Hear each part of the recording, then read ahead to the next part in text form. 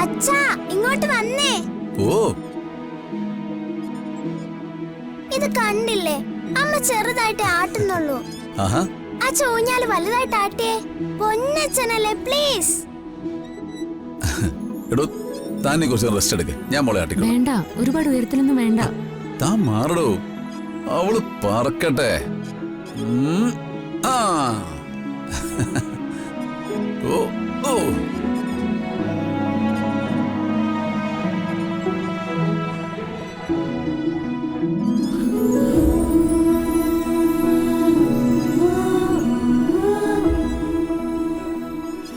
എന്താ ഇത്ര പെട്ടെന്ന് ഇങ്ങനെ ഒരു ഔട്ടിംഗ് പ്ലാൻ ചെയ്തേ?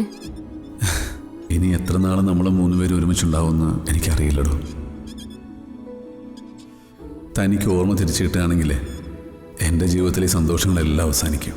പിന്നെ എൻ്റെ മോളും ഞാനും മാത്രം. താൻ എൻ്റെ കൂടെയുള്ള സമയം അത്രയും എൻ്റെ മോളും ഞാനും സന്തോഷത്തോടെ ഇരിക്കട്ടെ. ഈ ഓർമ്മകളെങ്കിലും എനിക്ക് പിന്നെ കൂട്ടിനുണ്ടാവുമല്ലോ.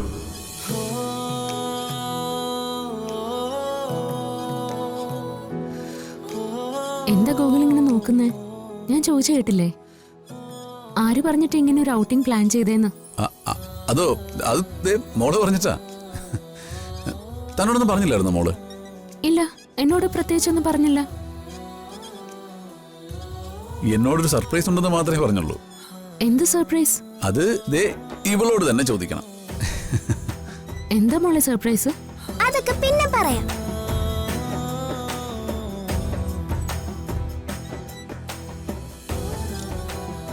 ഇനി അമ്മ വാ.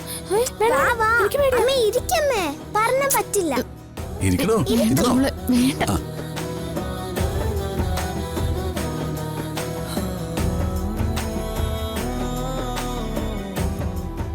അച്ഛാ, ഈ അമ്മയ്ക്ക് നല്ല വെയിറ്റാ. അച്ഛനും കൂടി വന്ന് ആട്ടിക്കൊടുക്ക്. വാ അച്ഛാ.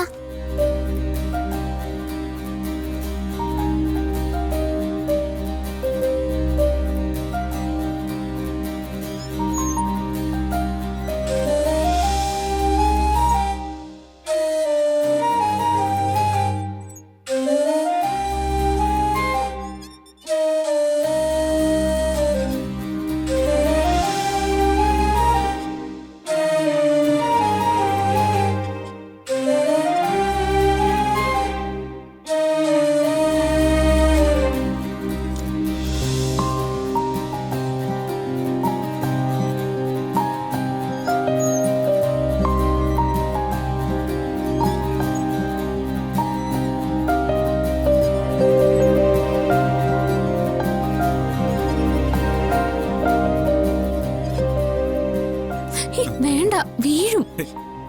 താനെന്തിനാ പേടിക്കുന്നേ? ഞാനല്ലേ ആട്ടുന്നേ. മോള് വീഴാതെ ഞാൻ നോക്കിക്കോളാം, അല്ലേ മോളെ?